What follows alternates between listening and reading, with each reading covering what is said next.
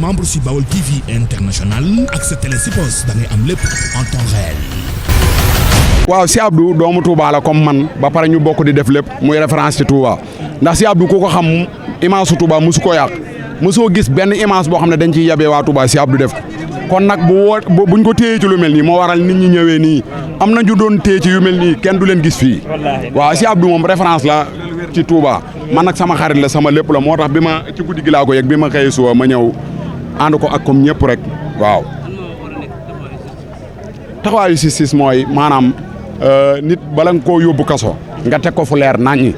surtout koo xam ne mënul wax nga téye ko luy tolloog ñetti at yoo xam ne taxawul atte woo ko defoo ko dara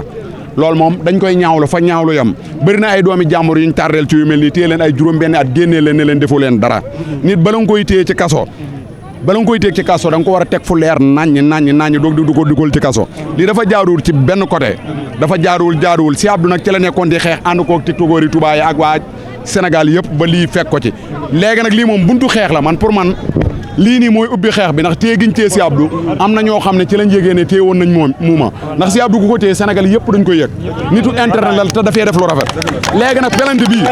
mooy génnee muuma ci kaso bi man loolu laa gis pelante bi si Abdou bi mooy génnee muuma ci kaso bi waaw ndax lii dina tasaaroo Sénégalais yëpp dinañ xam ne pelante woon nañ si Abdou ci janatu ngir daa am Sénégalais bu mu doon xeexal pour ñu génnee ko ci kaso ñu xëy pelante waat ko fi pelante si Abdou bi man pour man mooy caabi bi génnee muuma incha allah